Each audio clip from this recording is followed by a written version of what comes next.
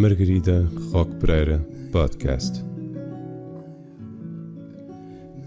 Do nascer ao morrer, um caminho de aprofundamento do ser pelos mistérios da vida, morte e renascimento.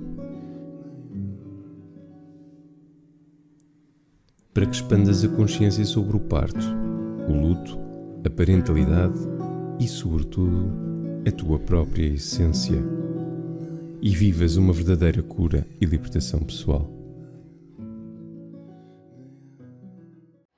Olá, bem-vindas e bem-vindos a mais um episódio do nosso podcast. Hoje estou aqui com uma pessoa muito especial, que na verdade foi com quem começou esta temporada do podcast. Tenho aqui comigo a minha Sofia da Assunção. Sofia, bem-vinda. Obrigada, minha querida Margarida. Muito obrigada por estares aqui. Para contextualizar um bocadinho, a Sofia foi com quem eu tive aqui a apresentar o livro, quando saiu, no final do ano passado, e depois de apresentarmos o livro surgiu esta ideia do podcast, fazer da FNAC também a sua casa. Então estamos aqui também a revisitar um bocadinho o início desta jornada, porque depois desta apresentação com a Sofia, que nós também já temos aqui uma longa história que vamos partilhando às vezes nas redes sociais. A Sofia foi a minha primeira coach muito antes do mundo da maternidade, não é?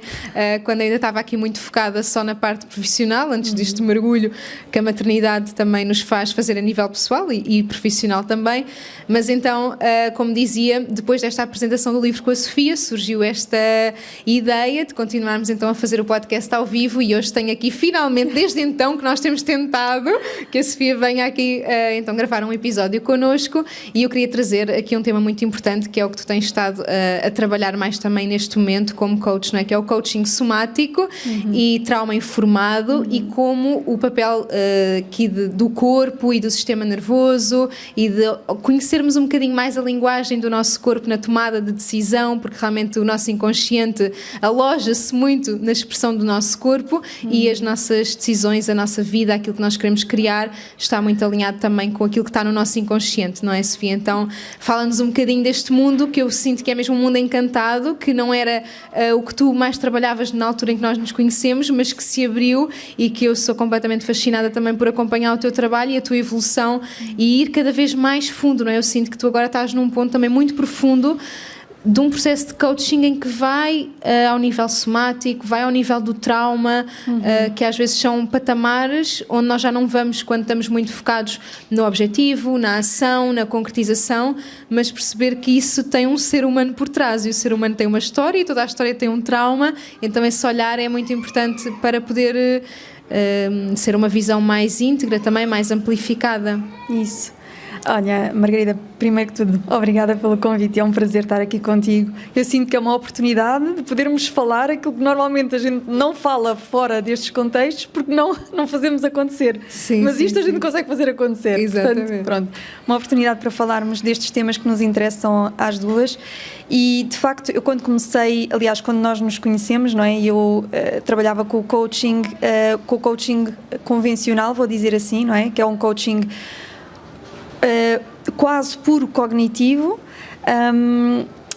Eu não tinha esta abordagem que integrava o corpo nesses processos de coaching, mas o que é curioso é que foi no corpo que eu comecei enquanto fisioterapeuta. Então tem sido muito interessante esta jornada, porque é quase como que todo o meu percurso faz sentido, sabes? Enquanto houve assim momentos em que eu pensava, hoje eu sou coach, já fui fisioterapeuta e não tem nada a ver uma coisa com a outra, sabes? Ter sido fisioterapeuta foi um erro, uma escolha errada que eu fiz, sabes? E agora ir percebendo aos poucos que eu vou novamente ao corpo, agora para trabalhar de uma outra forma.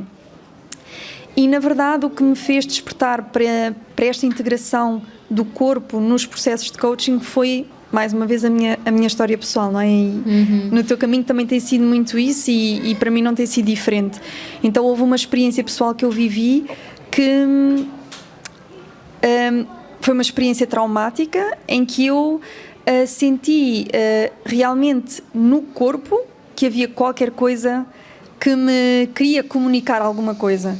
Ou seja, eu sentia um medo avassalador, mas que era uma coisa que não era lógica, sabes? Um medo que não é lógico, ou seja, a situação não explicava todo aquele medo que eu sentia. E depois eu sentia mesmo o meu corpo a tremer. Então eu lembro-me de ter falado com uma amiga minha e de lhe ter dito, olha, eu preciso de ajuda de uma terapeuta somática, porque há qualquer coisa no corpo. Eu sinto que é no corpo, o meu corpo treme e eu não estou a perceber porquê. E quando eu começo nessa exploração com a minha terapeuta, a Ruth Maló, que é uma pessoa a quem sou mesmo muito grata, eu começo realmente a perceber que o meu corpo guardava memórias, as chamadas memórias implícitas, não é? Coisas que a minha mente não se lembrava propriamente. Então estava tudo no fundo a vir à superfície, a pedir para ser visto, para ser acolhido, para ser processado e integrado. E uma vez que eu comecei a ganhar essa perspectiva, não é, do que é que acontece em mim, eu não podia continuar a ter uma abordagem de coaching puramente cognitiva e ignorar que o corpo guarda a grande parte da nossa história e das nossas memórias. Então, nessa altura, enfim, eu comecei a fazer formação na área do trauma, até que eu decidi fazer a formação de terapeuta somática, portanto é um percurso, passei agora para o 2º ano, e portanto tenho vindo aos poucos a integrar, não é, aquilo que vou aprendendo na terapia somática, na experiência somática, na verdade, nestes processos de coaching, sendo que o meu objetivo daqui a 2-3 anos é poder realmente trabalhar com pessoas que passaram por traumas enquanto terapeuta de trauma, mas até lá vou integrando, não é, no coaching este corpo e fazer realmente aquela integração de mente-corpo nestes processos. E nós falávamos de uma coisa super interessante, não é? Que era a arte de decidir com o corpo. Então, quando nós estávamos aqui a pensar, ok, qual é que é o mote que vai dar aqui asa à nossa conversa, e quando nós chegámos a essa conclusão de que realmente é uma arte, nós podermos incluir o corpo nas nossas decisões, essa consciência corporal também, do que é que eu estou a sentir, por mais lógico ou ilógico que isso nos pareça à nossa avaliação racional, não é? Mas como é que tu explicarias a quem olha para este lugar de, ok, decidir com o corpo, o que é isso? O que é a arte de decidir com o corpo? O que é eu pôr o corpo também num lugar de destaque quando socialmente não está, não é? Então como é que eu faço este movimento inverso de agora eu vou dar espaço a uma coisa que se calhar não aprendi a fazer e aprendi muito mais facilmente a reprimir emoções ou a não olhar para aquilo que eu estou a sentir. Ou a estar na mente, não é? Ou ficar puramente no mental. No mental, exatamente. Sim. Então o que é esta arte? O que é que eu sinto que é um lugar muito subtil e também muito feminino, a arte de decidir com o corpo, que eu adorei mesmo o título que nós escolhemos, porque é mesmo uma arte nós podermos mergulhar naquilo que o inconsciente guarda e que o corpo manifesta, não é? Então, o que é decidir com o corpo? Quando tu estás perante uma cliente, quando estão a trabalhar muito esse lugar também que o coaching nos propõe, de ok, chegarmos ao ponto em que nós queremos chegar na nossa vida numa determinada área, e tu também trabalhas muito com a parte profissional, o que é decidir com o corpo, na verdade? Então, olha, eu se calhar vou trazer um exemplo meu, de hoje, inclusivamente eu partilhei um bocadinho nas redes, porque acho que exemplifica muito bem isso, não é? Então, tu convidaste-me para vir aqui, vir a podcasts não é uma coisa nova para mim. O presencial é um bocadinho, mas os podcasts não. Mas quando eu tirei tempo para escutar o que é que o meu corpo me estava a dizer, o meu corpo não se estava a sentir seguro. E claro que eu, para chegar a este lugar de perceber que o meu corpo não se estava a sentir seguro, eu precisei de aprender a linguagem do corpo, que durante muito tempo eu achei que eram as emoções, até perceber que não eram as emoções e sim as sensações, que é uma coisa ainda mais subtil, não é? Se às vezes já é difícil eu perceber o que é que estou a sentir, não é? Enquanto emoção, mais subtil é perceber o que é que eu estou a sentir no meu corpo, não é? Este senso que nós chamamos de introcepção, não é? O que é que eu estou a sentir na minha barriga, ou o que é que eu estou a sentir no meu peito, não é? E eu hoje de manhã estava mesmo a sentir um aperto no peito, assim como se tivesse aqui um murro no estômago, uma contração na garganta, portanto tudo sinais de que o meu corpo se estava a sentir ameaçado. E isto é importante reconhecer, porque noutra altura eu teria sabotado a minha presença aqui, sabes? Ou seja, por sentir este desconforto que estas sensações trazem e que no fundo metem um pé no travão e me dizem não vais fazer isso, não aceitas, ou inventas uma desculpa, ou crias mesmo uma situação que te vai ser um impedimento para tu estares presente.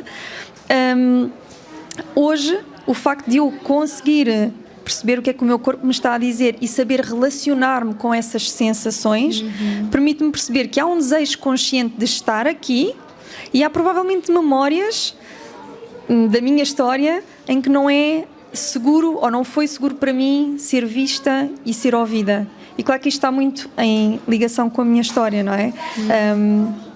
Eu tive uma educação em que eu precisava estar quietinha e não levantar muitas ondas, dizer sempre que sim, ser assim a menina bonita, bem comportada. Então sempre que eu quis expressar a minha autenticidade, os meus desejos, as minhas necessidades, havia represálias, não é? Havia conflito, havia confronto, e eu, enquanto criança, sentia-me profundamente ameaçada. O meu corpo guardou essa memória: ser vista, ocupar espaço, ser ouvida, igual à ameaça.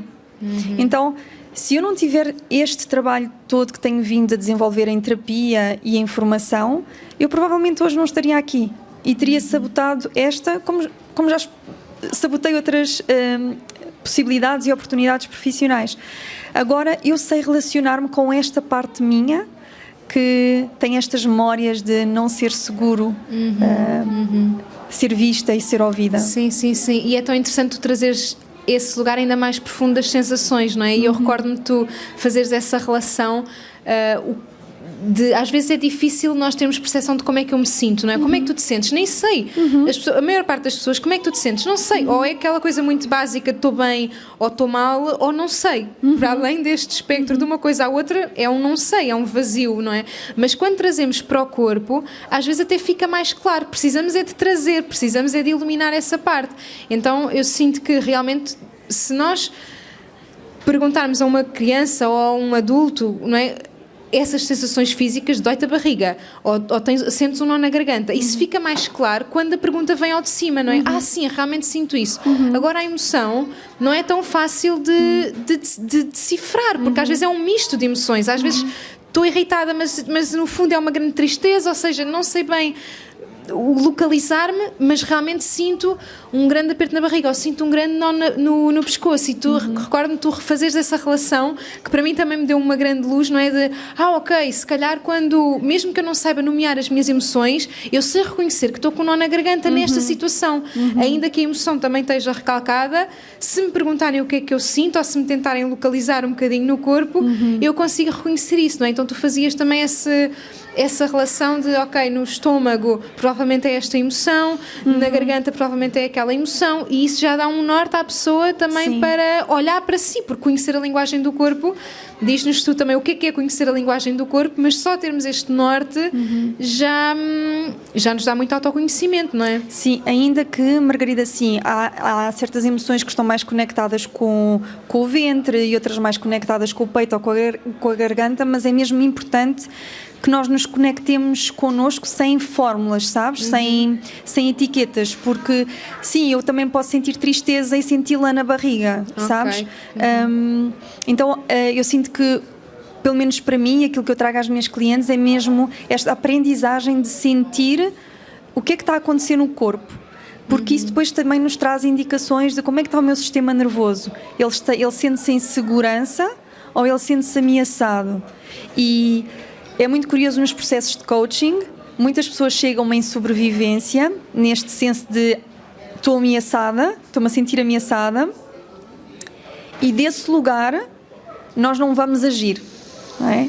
Então aprender que antes de eu querer entrar em ação para alcançar um determinado objetivo, eu preciso primeiro de me autorregular e de estar num lugar onde eu me sinta em segurança para poder fazer escolhas com lucidez e discernimento, porque senão, imagina, mais desregulação só vai trazer mais desregulação, não é? No fundo, eu lembro no passado, quando estive mais na parte energética, eu dizia muito, quando tu estás em modo de sobrevivência, tu não vais criar nada de novo, tu vais perpetuar o teu passado no teu presente e no teu futuro, tu crias mais do mesmo. Então, se uma pessoa vem para um processo de coaching porque quer criar uma realidade diferente na sua vida, primeiro que tudo é sair desse modo de sobrevivência, aprender a fazer este trabalho de autorregulação, de se sentir em segurança, para depois sim podermos pensar em possibilidades para alcançarmos aquilo que nós desejamos alcançar.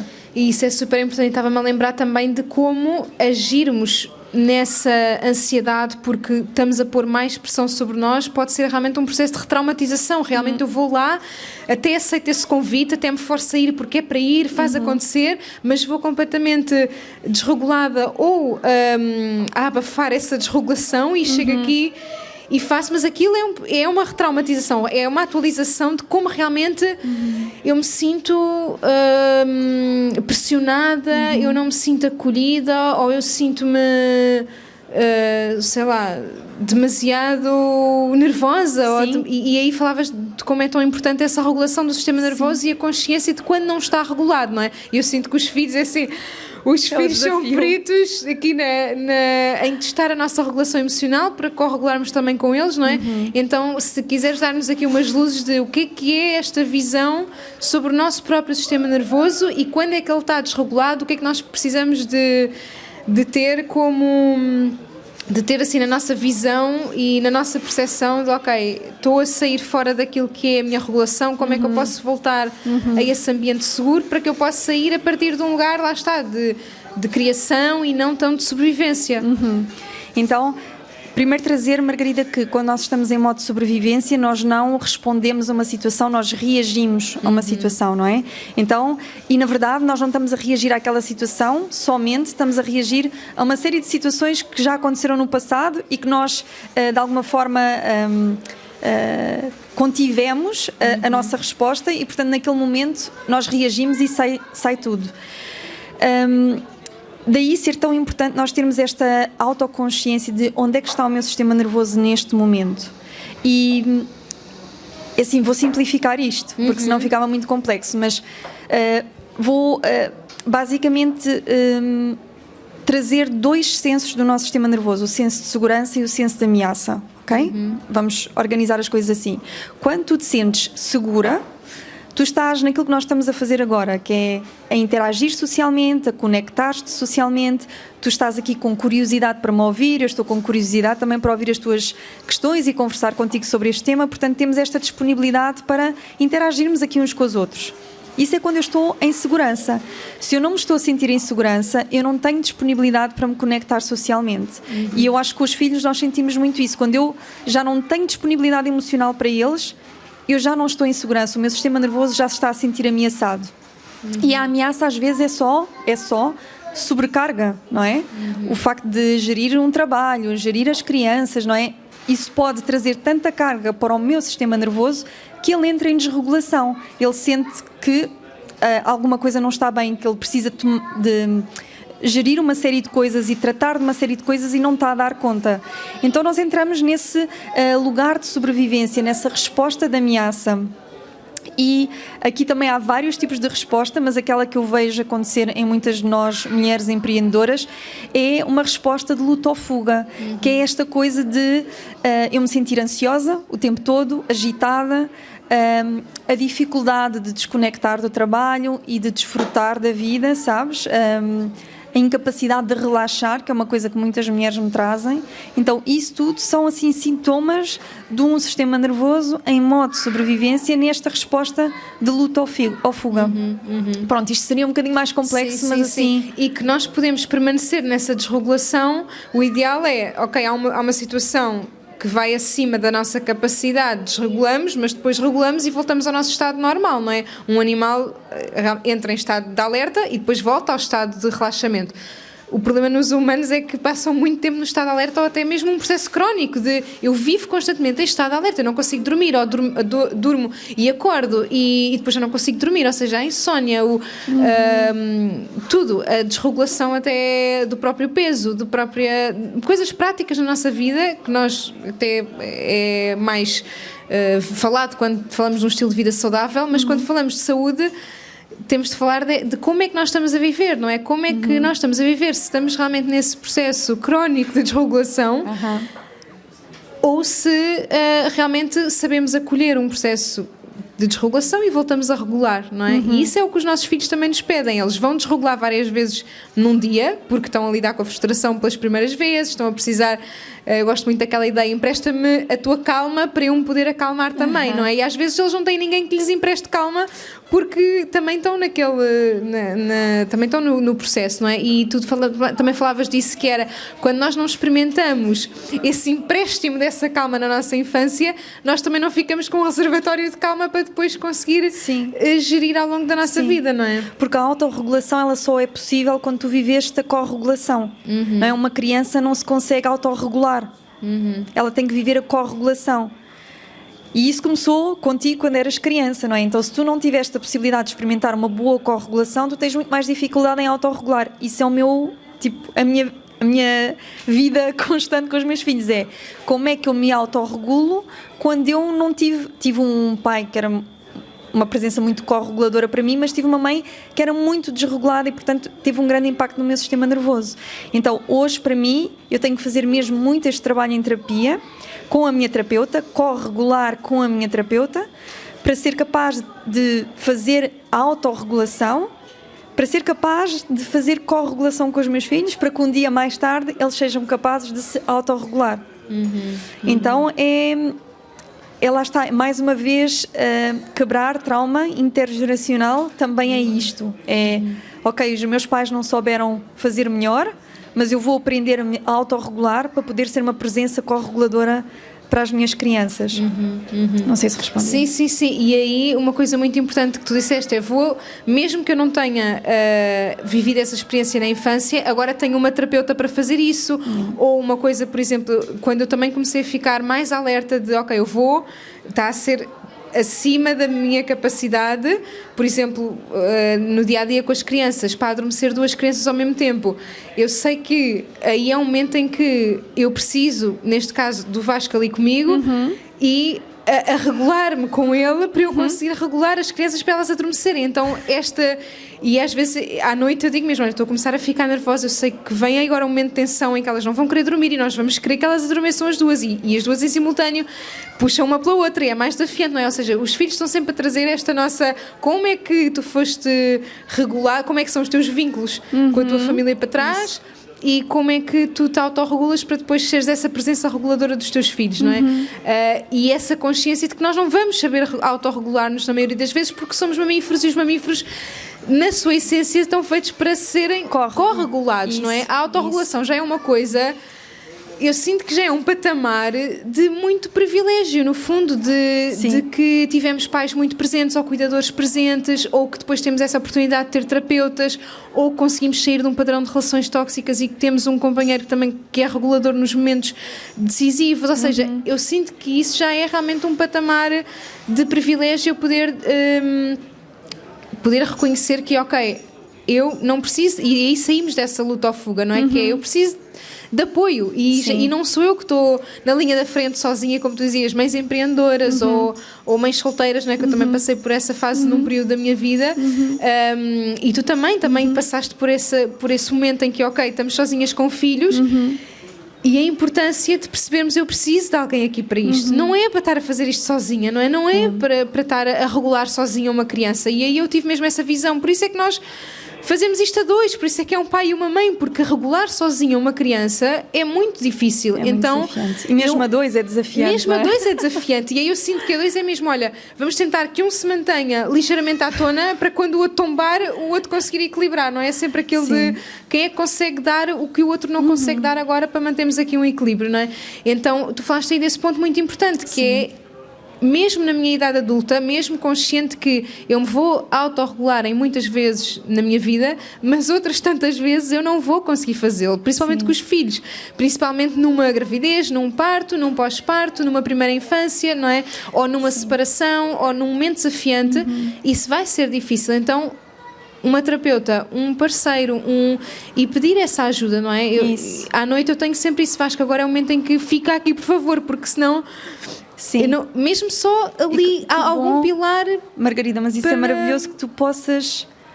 Isso é maravilhoso, não é? Vocês têm de poderem comunicar isso um ao outro, e tu dizeres mesmo, olha, eu agora vou precisar de ti porque eu estou a entrar num... Isso é maravilhoso. Sim, e reconhecer quando já estamos, eu sinto que aí é muito importante, que é, e a linguagem do corpo é isso também. Eu noto que à hora de jantar, há um ponto na hora de jantar em que eu começo a ficar... Ou já estou a comer super acelerada, ou já estou... o pé no acelerador. Já estou com o pé no acelerador, porque já estou a prever o adormecer a ficar estendido, nós a ficarmos super desgastados, e entrar ali num processo desregulador para toda a gente, não é? Então, aí a linguagem do corpo também, eu às vezes até nem sei o que é que estou a sentir, mas eu sei que estou a ficar acelerada, eu estou a comer e estou a engolir as coisas, ou seja... Só esses sinais... Sim, essa aceleração é um sinal de ativação do teu sistema nervoso simpático. Portanto, a próxima vez que sentir, já sabes, ok, o meu sistema nervoso simpático está aqui a entrar em ação. É o responsável pelos nossos mecanismos de luta ou fuga. Uma coisa que pode ajudar nessas alturas é diminuir o ritmo. Porque a tendência do sistema nervoso simpático é acelerar. Ok? Porque ele está em perigo, então vamos lá lutar ou fugir para acabar com esta situação de ameaça. Ou seja, vamos meter as miúdas a dormir o mais rápido possível para eu voltar a sentir-me em segurança. Então, nessas alturas, procurares abrandar, mas abrandar tudo, até na maneira de falar, abrandar a tua respiração. No fundo, estás a trazer um bocadinho de travão, de parasimpático, para o teu sistema nervoso. E isso é um processo altamente consciente que nós fazemos. Que eu faço, sim. Se não for consciente, nós não vamos lá. Tem de ser mesmo aquele lugar. Estou a reconhecer isto, vou dar-me isto para equilibrar o que está a acontecer. Idealmente, o nosso sistema nervoso deveria ser capaz de fazer isto espontaneamente, mas quando se trata de situações que são mesmo muito ameaçadoras ou muito ativadoras do nosso sistema nervoso, é como se ele desaprendesse a fazer isto. Uma coisa que ele sabe fazer autonomamente, espontaneamente, é como se ele ficasse tão assoberbado com a carga que ele não consegue fazer isso. Então eu tenho que vir com o meu cognitivo, dizer-lhe, ok, então vamos fazer isto desta maneira, trazer um bocadinho mais de ativação de parasimpática, até podes fazer expirações mais profundas e mais prolongadas, para ativar mais o teu sistema nervoso parasimpático, e trazer um bocadinho de travão para este sistema nervoso que está com o pé no acelerador. Porque a tendência natural, aliás, o ritmo com que nós vivemos e o ritmo de trabalho e esta coisa de non-stop é muito essa falta de consciência de trazer o cognitivo. Olha, mete um travão. E porque efetivamente a vida que nós estamos, o ritmo de vida que estamos a viver não é sustentável. E quando eu digo não é sustentável, em termos de saúde mental e física, não é de facto sustentável. E aí vou bater a um tema que tu falaste muito, que é capacidade. Tu tens noção que já está a ficar um bocado demais para a tua capacidade, não é? Tu estavas a dizer há pouco. Sim. E isto porque todos nós temos uma panelinha, ok? E cada panelinha nossa tem um tamanho. E há pessoas que têm uma panelinha maior e há pessoas que têm uma panelinha mais pequena. Geralmente quem passou por experiências muito traumatizantes e difíceis tem uma panelinha mais pequenina. Ou seja, o sistema nervoso tem menos capacidade de... fazer face às exigências do dia-a-dia. O que está a acontecer é que o nosso estilo de vida tem muitas exigências. Então, na maternidade, agregas toda uma exigência que vem das escolas, de coisas que tens que fazer, que preparar, que levar para a escola, enfim. O trabalho de empreendedora tem uma série de exigências, ou seja, nós começamos a viver além daquela que é a nossa capacidade, além daquele que é o tamanho da nossa panela. Nós não temos panela... Nós não temos panela para o estilo de vida que estamos a viver. E por isso é que fervemos em pouca água. Aquela expressão ferve em pouca água é porque realmente transbordou. Está demasiado para aquela contenção que nós conseguimos acolher, não é? Então há uma parte que requer realmente que nós trabalhemos a resiliência do nosso sistema nervoso para saber lidar com os desafios da vida sem ficarmos completamente desreguladas, mas há, no meu entendimento, uma outra parte que se prende realmente com desenharmos o nosso estilo de vida e estabelecer limites. Nós temos muita dificuldade em fazer isso. Nós queremos dizer sim a tudo, não queremos perder oportunidades, queremos estar em todos os sítios a fazer tudo aquilo que a gente vê as outras pessoas fazerem nas redes sociais e não estabelecemos limites. Tipo, o que é que eu sou capaz de suportar? Não é? O que é que cabe no tamanho da minha panela? E ser muito honestas, sabes, em relação a isso. Eu vou-te dar um exemplo assim muito, que eu acho que é muito curioso. Eu até partilhei com o Pedro sobre isso. Eu estive na Holanda há pouco tempo com uma das minhas melhores amigas e ela comprou casa há 2 anos e é uma casa lindíssima, uma casa de 1900 e pouco. Ela tem uma sala gigante, ela tem uma cozinha de sonho, tipo uma casa, linda. E eu assim que cheguei lá e vi a casa dela, pensei assim, ok, eu acabei de comprar um apartamento minúsculo, um T2, e ela tem um palacete. Então vem uma frustração muito grande de eu não consegui estes resultados, eu não sou tão boa como ela, alguma coisa há de errado comigo. Entrei um bocadinho nessa narrativa.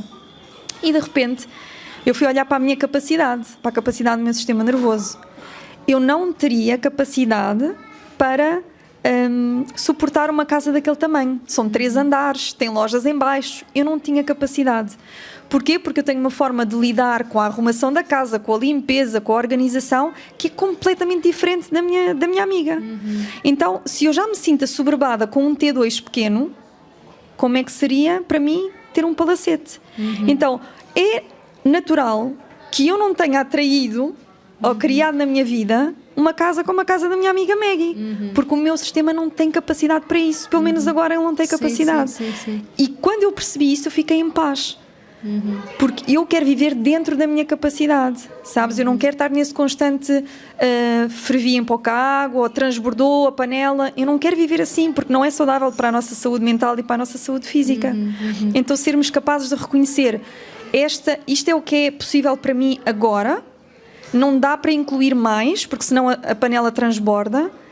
É vivermos numa honestidade e uma paz e poder muito grande, não é? Sim. E isso é tão... Eu acho que essa humildade de reconhecer isso traz-nos realmente muita paz, porque nós às vezes, mesmo até no coaching, e tu verás isso certamente, as pessoas às vezes têm objetivos megalómanos de quero, mesmo até como empreendedora, quero ter X clientes, quero encher uma sala, quero fazer este projeto, quero faturar este montante, mas tu tens capacidade para acolher isso, não é? Não vais ficar ainda mais desregulada recebendo isso na tua vida. E às vezes é mesmo uma... Eu adoro aquela frase que é, não sei se me recordo, mas nós tivemos aquilo escrito no frigorífico, que era quando tu consegues aquilo que queres é um presente de Deus, quando tu não consegues aquilo que queres é uma proteção de Deus.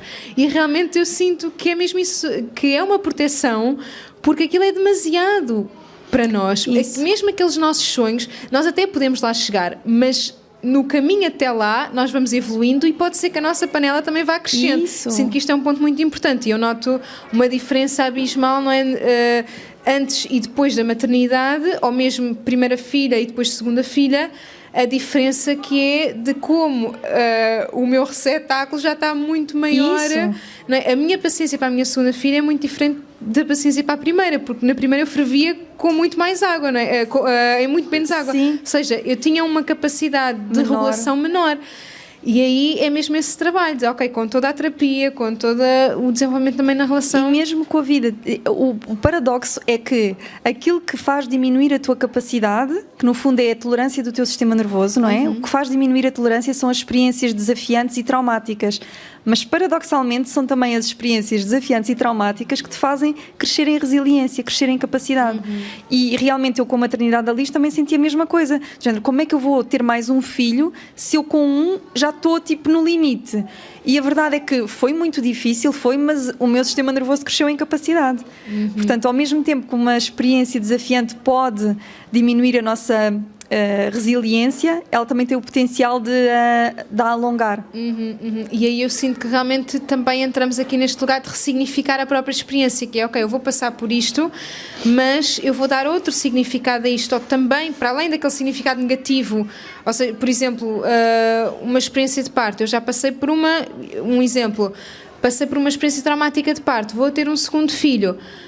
Eu posso trabalhar essa experiência traumática que tive e acolher esse trauma e agora abrir-me também a que o parto tenha outro significado. Então, para além do trauma que representou para mim este parto, agora o parto também pode representar outra coisa. Então eu sinto que realmente esse desafio e essa superação desse desafio é aquilo que, ou seja, o trauma, no fundo é o trauma e a reparação do dano que o trauma causou. Isso. Quando nós entramos neste ciclo de trauma, reparação, vida, e depois vamos para a vida, vamos ser traumatizados outra vez, mas vamos para a reparação. E vamos para a vida de novo. Este ciclo é aquilo que faz aumentar, na minha perspectiva, esse receptáculo interno, não é? É isso. Então isto é um convite realmente às pessoas olharem para os seus traumas com vontade também de lhes atribuir mais significados para além daquele de luta ou fuga, de bloqueio. Sim. Ou, por exemplo, até nas relações. Os homens são todos assim. E fiquei estagnada no significado daquela relação traumática. Então, que outros significados é que também pode ter, não é? E irmos aumentando. Aqui eu sinto que esse papel de ressignificar, de reparar o dano, e não evitando os danos, porque eles vão lá estar sempre. Sim. E quanto mais... E aí, Margarida, eu acho, pelo menos no meu caminho e no caminho de muitas das mulheres que eu acompanho, é essencial a terapia, sabes? E o coaching não substitui a terapia. Aliás, eu trabalho muito em equipa com colegas psicólogas e psicoterapeutas, porque há limites para aquilo que nós no coaching conseguimos fazer, sobretudo quando há uma história de trauma por detrás, sabes? E às vezes ressignificar só com a mente não é o suficiente, lá está, temos que ir ao corpo, imprimir uma nova experiência na nossa fisiologia, e essa nova experiência só pode ser vivida em relação, e numa relação segura, que é geralmente aquilo que nós supostamente vivemos com os nossos terapeutas. Então acho que também é importante frisar isso, porque eu durante muito tempo achei que, eu vou ressignificar, sabes? Eu vou ressignificar, e isto não foi assim tão mal, e qual é o lado positivo disto, o que é que aprendi, o que é que eu cresci. Sim, tipo, mindset, ok, mas o meu corpo ainda contava outra história, sabes? E enquanto eu não fui lá realmente transformar essa história e processar aquilo que precisava de ser processado e descarregar aquilo que ainda não tinha sido descarregado, não houve realmente uma mudança. E eu sinto que o corpo pede uma coisa que está muito escasso, que é o tempo, não é? O corpo não vai naquele ritmo de quero uma mudança para agora, quero um resultado para agora, quero fazer um processo de coaching e quero chegar a este objetivo. É assim, a linguagem do corpo, eu sinto que traz-nos mesmo este componente de tempo, que é a linguagem dos filhos também. O que é que os filhos pedem? Tempo. O que é que uma gestação, um parto, um pós-parto pede? É tempo, é presença, e é isso também que a cura no corpo nos pede, é dar-te o tempo necessário para que tu consigas incorporar uma nova experiência face àquela...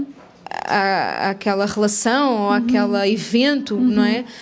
E eu sinto que esta linguagem do corpo é mesmo algo para nos deixarmos surpreender, que é, olha, eu fui de novo àquele lugar e curiosamente, milagrosamente, nem sei bem porquê, já não senti tanto aquele nó na garganta, não é? Ou seja, é uma coisa que nós queremos conduzir tudo muito mentalmente, não é? Mas esta libertação no corpo é uma coisa que nós esperamos, fazemos todo o trabalho, terapia, tudo, não é? Tudo o que nós queremos fazer para acelerar, entre aspas, um processo, mas depois damos o tempo também para a curiosidade, de deixa ver como é que preciso de mais tempo e é seguro estar mais afastada disto. Por exemplo, olha, não vou aceitar já esses convites para estar exposta, porque ainda não é o meu momento. Ou agora até já sinto que possa ser, não é? Ou deixar ver, eu sinto que é muito aquela curiosidade, deixa-me ver como é que eu me sinto, que sensações é que são despoltadas, não é? E isso é tão importante nas relações, não é? De, ok, curiosamente ainda estou a sentir isto, ou curiosamente já não estou a sentir isso, e isso são aqueles insights que quando consultamos o corpo, não é? Nos traz um autoconhecimento mesmo visceral, não é? Que é, ok, eu fui ali e ainda senti aquilo, portanto não dá para ressignificar uma coisa que ainda está tão viva em mim e que faz parte da minha vida e que faz parte da minha identidade, não é? Então eu vou dissociando também o significado da identidade, mas perceber que a identidade também está cheia dos significados que eu sou quem sou porque dou sentido e significado às coisas que são importantes para mim, não é? Então não vamos desmanchar tudo de uma vez, porque também é preciso integridade, e tu falas muito isso, decisões íntegras. O que é uma decisão íntegra, não é? Lá está, trazer-te só essa noção de tempo, antes de passar a essa parte, essa noção de tempo é essencial. E há pouco, quando eu te dizia abranda, faz as coisas com mais calma, fala mais devagar, é precisamente para dar tempo ao teu sistema nervoso autónomo de fazer aquilo que ele sabe fazer muito bem, se a gente lhe der tempo. Mas como nós estamos sempre tipo overriding, não é? O nosso corpo, o nosso sistema, ele não tem tempo para fazer uma coisa que ele sabe fazer autonomamente. Então essa noção de tempo, ela é dos princípios que eu mais trago da experiência somática para a minha vida, para tudo, que é com mais calma, falar mais devagar, não... Se eu posso fazer 10 coisas naquele dia, não vou fazer 10, vou fazer 2, sabes? Dar espaço. Sim. E isso é tão curador. Eu acho que ouvir isso é tão curador. Se podes fazer 10 coisas, faz 2. Exato. Porque isso é também um caminho de prioridades, um caminho de valorização de ti mesma, não é? E realmente nós estamos muito naquele lugar de checklist e o hustle culture, não é? Exatamente. Que tens que fazer mais e mais seguidores e mais dinheiro. Há pouco falávamos da questão do dinheiro, não é? Tu também não consegues fazer mais dinheiro se o teu sistema nervoso não tiver capacidade para gerir mais dinheiro. E eu tenho muitas clientes que chegam com essa coisa, quer faturar mais. Como é que tu te sentes se faturares 10.000 euros? O que é que acontece no teu corpo quando te imaginas a receber na tua conta 10.000 euros? E muitas vezes há logo uma ativação, não é? Então, naturalmente, o teu sistema não vai permitir que tu faças mais de 10.000 euros porque ele ainda se sente ameaçado com esse valor. Entendes? Então, e já não sei isso é tão curioso porque tu trazes aqui mesmo este lugar de como é que trazer à consciência. Eu sinto-me ameaçada por as coisas que eu mais quero na vida, não é? E por isso é que eu também acabo por sabotar isso. Mas é um mecanismo de autopreservação, não é? Então nós às vezes chicoteamos-nos tanto, mas estamos só a preservar-nos e não estamos a dar o tempo e a percepção necessária e a compaixão necessária para connosco mesmas, para perceber que se tu não faturaste isso, se tu não tiveste esse outro filho, se tu não fizeste essa transição profissional... É porque há um pé no travão. Há um pé muito saudável, não é? E aqui eu sinto que é essa gestão mesmo de quando é que tu tens de virar a página e meter um basta, e aqui eu sinto que é mesmo importante é quase a pinça fina sobre a nossa própria vida. Quando é que eu tenho mesmo de virar uma página e aquilo vai-me desregular? Por exemplo, eu sinto que o livro foi isso. Eu sinto que, lá está, o tempo também foi um grande aliado, ou seja, 4 anos para lançar um livro, deu-me o tempo para eu me preparar para a desregulação que ia ser da sobrecarga de lançar um livro. E aqui a sobrecarga no sentido... com tudo o que familiarmente, até nem falava tanto profissional, com tudo o que vai impactar ao nível da minha família, este livro e este tema e esta história. Então eu senti mesmo que um grande aliado foi a demora até chegar lá. E aquilo depois foi completamente disruptivo. Eu entrei num processo mesmo, ansiedade completamente desregulada, não é? Mas o facto de ter estado 4 anos a maturar essa transição, houve um momento em que eu disse, agora é o momento de me despedir e estou pronta, mas para ir para um novo nível de capacidade para acolher uma coisa, mas que me vai desregular. Então o tempo aqui, eu sinto que eu não morri na praia porque tive um grande tempo antes, não é? É quase como se, passando aqui a alusão para a gravidez, parto e pós-parto, não é? Ter uma gravidez serena, apoia no parto, e mesmo que o pós-parto seja muito intenso, eu muni-me até lá, recursos, não é? Muni-me de recursos até lá, não é? Então eu quase que senti isto, não é? Este parto deste livro foi algo que foi acima da minha capacidade, mas como foram 4 anos, eu tive sempre a resistência a estes 4 anos, não é? Tinhas agora um pé grande no travão. Exatamente. É isso, então... uma pessoa deseja consciente... Eu tive o contrato assinado com a tua editora e eu não lancei o livro. Porquê? Porque eu tinha um pé no acelerador, que é, eu quero muito escrever, toda a minha vida eu sonhei em escrever um livro, mas eu tenho um grande pé no travão, que me diz que não é seguro eu ser vista, eu ser ouvida, eu trazer a minha verdade. Então, quando tu não consegues materializar algo que tu desejas conscientemente, é porque há algo no teu inconsciente que está a meter o pé no travão. E há bocado falavas de integridade, e o que é integridade? É eu escutar esta parte que está a meter o pé no travão. Ao invés de dizer assim, eu não quero saber, eu vou na mesma, esta atitude meio kamikaze que nós temos, porque somos empreendedoras, precisamos dessa atitude muitas vezes, mas em vez de ir com essa atitude, como é que nós podemos ter uma atitude de gentileza para com esta parte nossa, que por alguma razão que eu ainda não sei muito bem, põe o pé no travão e não quer assim tanto lançar esse livro, não é? O que é que ela precisa? Do que é que ela me quer falar? Como é que eu posso estar para ela? Não é? E normalmente são partes muito pequeninas nossas, que não foram atendidas, não foram acolhidas, não foram validadas. E o trabalho de integridade é esse. Ok, então eu agora não vou fazer de conta que tu não estás aí, porque tu vais estar sempre aí. Estas partes não vão a lugar nenhum. O meu trabalho vai ser como é que eu te posso trazer comigo e como é que eu posso estar contigo neste processo de lançamento, em que eu sei que tu vais ser ativada. Que os teus medos mais profundos vão vir à tona. Como é que eu posso estar contigo nesses momentos? O que é que tu precisas de mim? E se nós tirarmos tempo para realmente nos sentarmos com estas nossas partes. E eu faço isto literalmente, sento no chão e o que é que tu sentes? O que é que tu precisas de mim? Como é que eu posso estar para ti? E eu crio uma relação entre mim e as minhas diferentes partes e eu vou com elas, eu vou de um lugar de maior integridade, de maior integração, de maior inteireza. E vou mais empoderada, vou mais fortalecida, porque eu sei tudo o que me compõe, eu não faço de conta que elas não estão lá. E isso é tão importante, trazer mesmo ao consciente essas partes que estão a comandar a nossa vida, e nós entramos muito nessa autossabotagem de não quer fazer, mas sim, há um tempo necessário para que essas partes possam aparecer também. Sim. Ok, agora quero-me reunir com todas as minhas partes, mas há um tempo para elas aparecerem, porque não foi seguro elas aparecerem em muitas das nossas ocasiões da nossa infância, por exemplo. Então dar esse tempo para que, e eu acho que mesmo estas conversas, as pessoas assistirem a isto, as pessoas estarem numa energia que as eleve, dá espaço a que essas partes delas que tiveram sempre escondidas, agora possam começar a aparecer. E o insight, o que é um insight? Ok, leio um livro e tenho um insight, vejo um podcast e tenho um insight. É um espaço seguro que se abre para uma parte nossa que nós não estávamos a ver. Olha, uma parte aqui, não é? E eu recolho-me mais um bocadinho, não é? Recolho no sentido de, ok, reconheço-me em mais uma parte que estava oculta minha, não é? E isso dá mais inteireza para eu continuar realmente esse caminho de inteireza e lá está, aí vem essa arte de decidir com o corpo.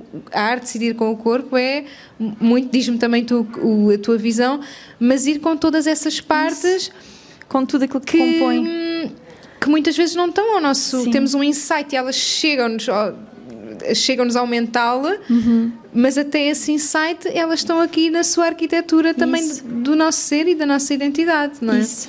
E também porque vivemos muito nesta cultura do bypassing, não é? Que eu agora a minha versão, eu quero ser a minha melhor versão, não é? Então a minha melhor versão é só luz, não é? Eu sou toda empoderada, eu sou toda corajosa, eu não tenho fragilidades, não tenho limitações, e isso não é verdade, não é? Nós estamos a rejeitar, mais uma vez, partes nossas que já foram rejeitadas lá atrás na infância e que estão ansiosas por terem um espaço para serem vistas e acolhidas. Então, eu sinto que muito no desenvolvimento pessoal fomentou-se muito este spiritual bypass, não é? Esta coisa de passar por cima dessas partes nossas que não são tão bonitas ou não são tão empoderadas, e realmente decidir com o corpo é também decidir com todas estas nossas partes, não é? Ter em consideração todas as necessidades de cada uma destas nossas partes, que precisam de coisas diferentes, não é? Então, eu tenho uma parte minha que precisa muito de ser vista e de ser ouvida, e tenho uma parte minha que tem muito medo de ser vista e de ser ouvida. Como é que eu posso vir para aqui cuidando de ambas as partes, não é? Cuidando das necessidades de ambas as partes. E o que é que tu sentes daquela ideia que é... que tem aquela visão muito empoderadora, mas que também pode ser muito desreguladora, que é aquele vai com medo, aquela coisa de medo vai-te ter sempre, vai com medo. O que é que tu sentes disso? Então, muitas vezes vou com medo, não é? Mas a questão é, eu vou com medo numa atitude violenta, de não quero saber, a tal atitude kamikaze, agora tem que ser e vai, que é no fundo o que fizeram connosco na infância, não é? Ou eu estou a escutar-te, eu sei que tu estás com medo, e eu estou contigo, tu não estás sozinha, já não estás mais sozinha, lá atrás tu estavas, mas hoje tu já não estás sozinha, eu estou contigo, então vamos juntas. E se em algum momento tu precisares que a gente se retire, vamos um pouquinho à casa de banho e eu sento-me um pouco contigo, e se for necessário fazer mesmo isso, sabes? Recolher, ter as mãos no peito, conectar-te com esta parte tua que está tão ativada e dar-lhe aquilo que ela já te disse que ela precisa. Eu tenho uma parte minha que tem muito medo, e uma vez numa dinâmica que fiz comigo, eu percebi que o que ela queria era que eu não a abandonasse se ela fizesse alguma coisa de errado. Ela disse mesmo, eu só não quero é ficar sozinha. Se eu fizer alguma coisa de errado, só não me deixe sozinha. Então eu sei que é isso que ela precisa, e eu sei que sou capaz de lhe oferecer isso. Então, quando ela soube disto, quando ela sentiu isto, esta parte serenou e ocupou o seu lugar. Ela deixou de estar no assento do condutor, sabes? Exatamente. E ocupou o seu lugar. E eu venho para as situações de um lugar de inteireza e de soberania, não é? Eu estou no comando da minha vida, não é? Não são as minhas partes traumatizadas e infantis que tomaram conta das minhas ações, das minhas respostas. Sim. E isso é tão importante, essa visão mesmo dos recursos que nós podemos ter ali à mão para gerir essas partes mais traumatizadas em nós, não é? E estou-me a recordar também do lançamento do livro, que foi agora a última coisa assim que mexeu mais profundamente, e realmente, tanto na apresentação em Lisboa, que foi com a minha terapeuta e com a minha parteira, e a apresentação no Algarve, que foi contigo, é super importante. Eu sentia mesmo com vocês, não é? E foram pessoas que me apoiaram no meu desenvolvimento, e às vezes mesmo esse caminho de fazer acompanhada, de fazer, ok, eu quero dar este passo, mas eu não vou dá-lo sozinha, porque sozinha é demasiado para mim. Isso. Então eu vou fazer isto na presença, se calhar, do meu terapeuta, ou na presença de uma figura reguladora, ou com uma irmã, ou com uma amiga, ou com um parceiro, comigo, para que possa ser mais leve, não é? No fundo é como é que pode ser mais leve e que eu possa atingir esses objetivos e não chegar àquele lugar de atingir os meus objetivos, mas no final estou completamente estrelhaçada e não me levanto, não é? Isso. Então, tu falaste aí de recursos externos, que são as pessoas, as nossas pessoas seguras, não é? E tanto tu quanto eu tivemos que construir isso, não é? Então, as nossas pessoas seguras são importantes para nós podermos estar aqui com recursos externos, e depois temos também os nossos recursos internos, que é como é que eu me estou a sentir no meu corpo. Há alguma parte do meu corpo que esteja ok, onde esteja tudo bem neste momento? Olha, sim, os meus pés, está tudo bem nos meus pés. E como é que é o estar tudo bem nos meus pés? Olha, é leve, há espaço. Então, quando eu me começo a conectar com o que eu estou a sentir nos pés, o meu sistema nervoso também se regula. Então há os recursos externos, como as pessoas, como uma paisagem, como um passear na praia, como sentir o chão, não é? E as costas da cadeira, que são recursos que eu tenho usado hoje aqui no podcast. E quais são os meus recursos internos? E às vezes, quando há muito trauma, nós não conseguimos aceder aos recursos internos, porque o corpo tem demasiada carga, há demasiado a acontecer. Então tudo bem, vamos aos recursos externos, essas pessoas seguras que nós temos nas nossas vidas, quem são? Como é que nós podemos conectar-nos? Posso fazer uma chamada, é uma pessoa que está logo ali ao lado. Portanto, fazer mesmo uso desses recursos, identificar os recursos, é assim um trabalho que eu faço com todas as minhas clientes. Quais são os teus recursos? Começares a perceber que coisas é que tu fazes que te apoiam a sentir-te mais relaxada, mais calma, mais segura. Ou sítios, ou memórias, cheiros, objetos. Tudo isso que pode trazer este senso. E trazer isso para o dia-a-dia, não é? Eu sinto que é muito importante. Em pequenas doses, achas que nós só preparamos isso para grandes eventos? Não, isto é... Mas do diário, para o dia-a-dia. Isto é higiene diária. E às vezes por exemplo, para mim, acender o candeeiro na casa de banho é uma coisa que funciona como regulador para mim, ou fazer a cama de lavado. Ter uma cama feita de lavado é algo que me regula. Isto são coisas que funcionam para mim, e atenção, são coisas que funcionam para mim agora.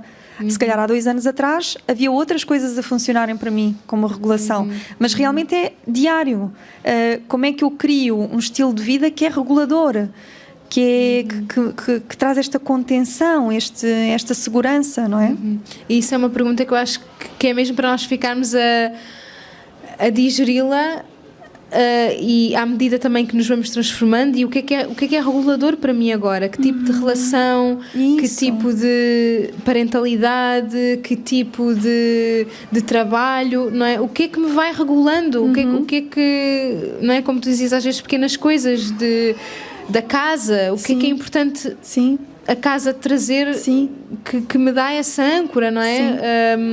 Pessoas, então esses recursos externos. E tu também dizias, muitas vezes nós queremos descartar essa questão da validação externa, e isso é tão importante, de ter as pessoas que nos validam também, ter os espaços exteriores que nos ancoram também. Então não é tudo sobre o interior, não é tudo sobre... Nós somos esses seres sociais, esses seres que respiram do ambiente onde estão, não é? E das pessoas com quem interagem. Então é muito importante essa autovalidação e essa validação externa também, não é? Sem dúvida. Nós não sobrevivemos sem essa validação, e a falta de validação lá atrás causou danos, não é? Todos nós experienciamos isso. Falta de validação traumatizou. Então é reparador receber essa validação externa hoje, não é de todas as pessoas, ou não é dos nossos seguidores no Instagram, é das nossas pessoas seguras, não é? Que nos trazem uma validação que é honesta, que é sincera, que é amorosa. E que mesmo uma crítica construtiva eventualmente vinda dessa pessoa não nos abafa e leva-nos, ok, dá-nos mais matéria-prima para trabalhar, não é? O importante é mesmo essa segurança. Porque é uma relação segura. Exatamente. Então a regulação do sistema nervoso vem também dessas relações seguras, e se não tivermos na nossa origem, fazer esse caminho para criar criar as relações seguras. Isso tem sido assim, sabes, quando tu vens de um lugar de trauma em que a ameaça te é familiar, vai levar algum tempo até tu reconheceres, teres este contraste do que é seguro e o que é ameaçador. Porque quando daquilo que tu conheces é ameaça e a ameaça é familiar, tu não conheces outra coisa. Aquilo é tudo o que existe. Quando começas a fazer esse contraste, e para mim, mais uma vez, a terapia foi fundamental, porque eu com a Ruth tive mesmo consciência de isto é que é uma relação segura. E depois eu comecei então, mas isto que eu vivi não é seguro. E isto que eu estou a viver não é seguro. Olha, mas isto aqui que eu vivo com esta pessoa é seguro. Comecei a conseguir discernir o que é seguro e o que é ameaçador. E a partir daí começar realmente a criar deliberadamente, sabes, com muita consciência, as pessoas que eu quero ter na minha vida. Quem é que é seguro para mim? E isso traz também depois o tema que já tocámos aqui dos limites, não é? Quando nós começamos a reconhecer a fronteira, quando é que vai para além da minha capacidade, quando é que entra num ambiente tóxico ou inseguro, limite, não é? Isso, só que até tu reconheceres isso, quando o abuso foi familiar, foi o normal para ti, vai levar tempo, não é?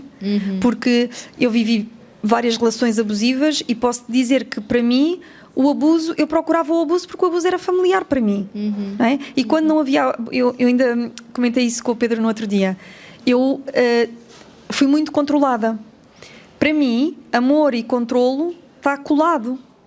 Então, quando o Pedro não me controla, uma parte minha, vou antes dizer assim, diz, o Pedro não gosta de mim.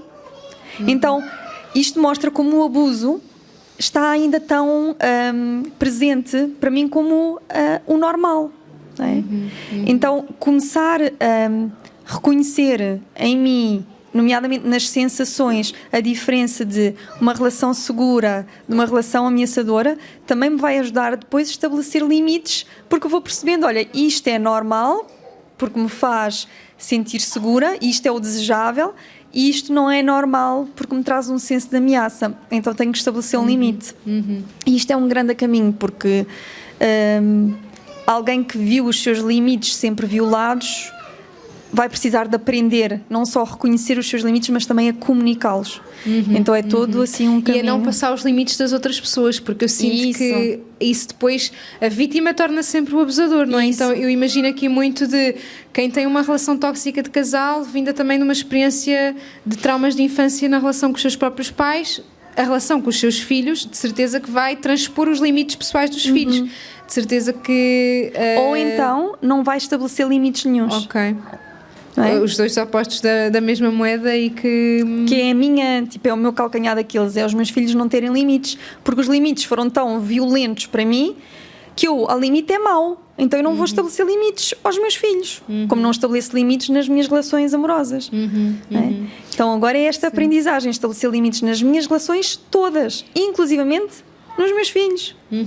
Porque não pôr limites também é desrespeitar a necessidade deles de também ser contornados, também é violento, de ser acolhidos, de ser abraçados. O abraço é um limite. Então é muito uma entrega, não é? A permissividade é muito esse lugar de abandono. E isso também é negligência, não é? Então nós estamos cada vez mais conscientes também para as nossas relações e depois os pais que somos vindos também das relações que estamos a viver, primeiro com todas as partes de nossas, e como isso se reflete depois nas relações exteriores, não é? Isso. Então o trabalho começa mesmo em nós, sabes, Margarida? Eu acho que a melhor descrição da terapia somática é transformares a relação que tens contigo mesma e com estas partes todas que te compõem. E quando tu começas a fazer esse trabalho, inevitavelmente isso vai influenciar a forma como tu te relacionas com os outros, com o trabalho, com o dinheiro, com a vida, sabes? Mas é mesmo uma mudança de relação contigo. E muito, eu sinto que essa trazer mais as nossas partes que estão ocultas é aquilo que também nos faz com que a nossa panela, como tu falavas, vá crescendo, não é? Porque somos mais, estamos mais unidas comigo e com tudo aquilo que eu fui e com tudo aquilo que eu quero ser. É uma união, é essa integridade, é uma união das minhas partes, não é? Então nós ficamos maiores também para acolher mais. E quanto é brilhante o que tu estás a dizer, porque é isso, tu ficas, como há uma união interna maior, tu encontras um maior senso de poder em ti e isso também te ajuda a estabelecer limites e a reclamar a tua soberania, sabes? Sobre a tua vida enquanto mãe, enquanto filha, enquanto profissional, sabes? É essa união interna que te traz esse senso de poder e de soberania.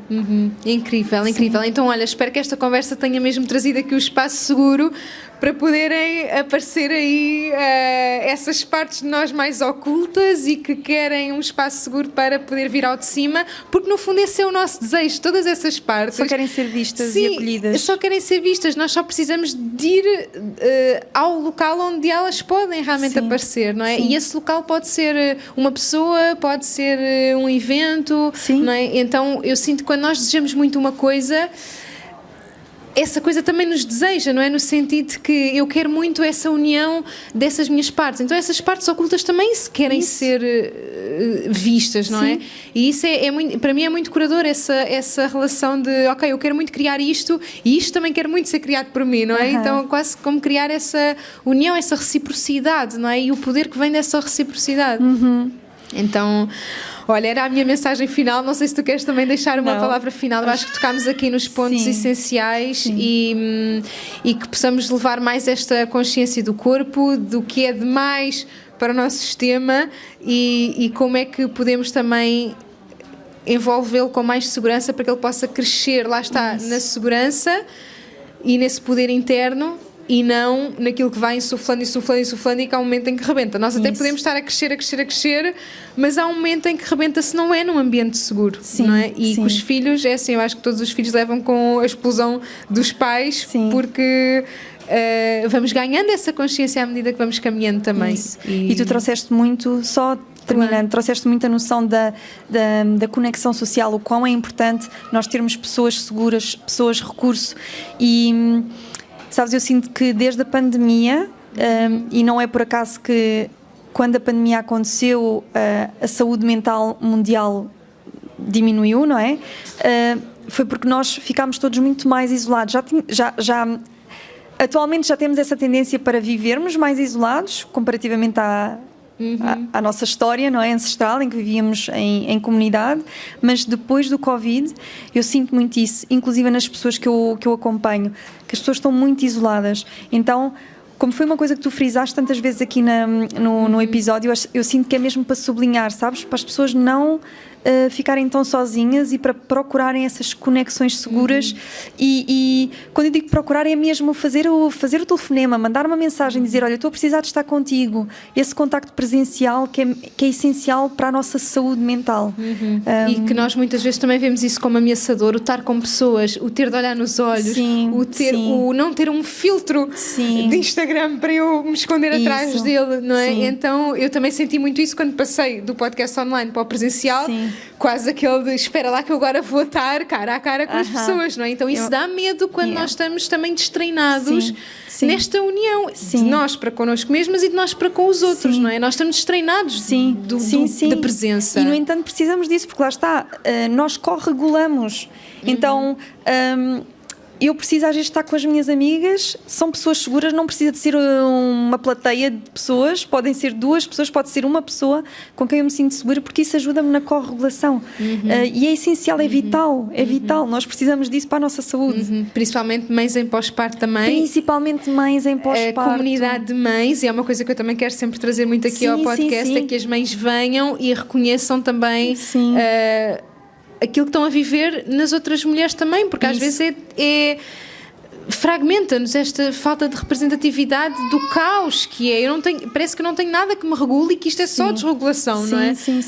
Então reconhecer também isso na outra pessoa para que nós possamos unir-nos mais, não é? Muito no fundo é essa união. Então mães e a comunidade de mães eu sinto que precisa mesmo de um espaço na sociedade, não é? Porque a maternidade é uma coisa que se há coisa que nos fragmenta, eu acho que é mesmo um parto e uma destruturação para encontrar uma nova estrutura também, não é? Sim, mas isso tu dizes, eu adoraria ter tido isso nos meus pós-partos, porque aquilo que eu descrevo dos meus pós-partos é, eu estava tão sozinha.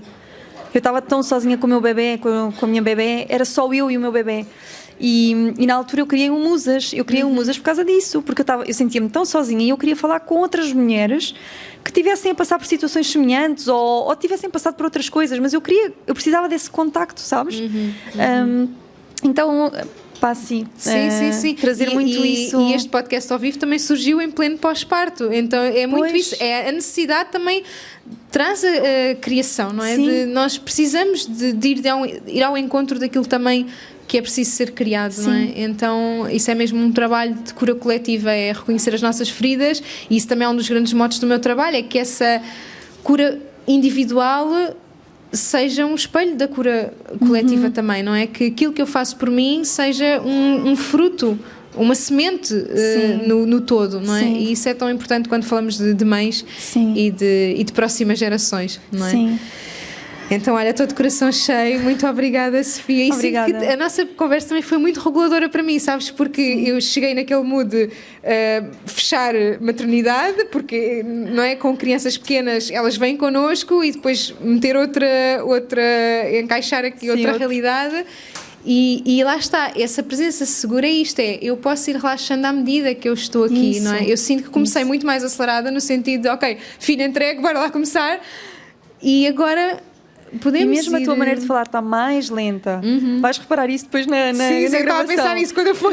Pé no acelerador e agora já há um bocadinho mais de parasimpático, mas é normal, mesmo para mim, não é? Também estava mais acelerada no início e agora estou mais... Corregulamos.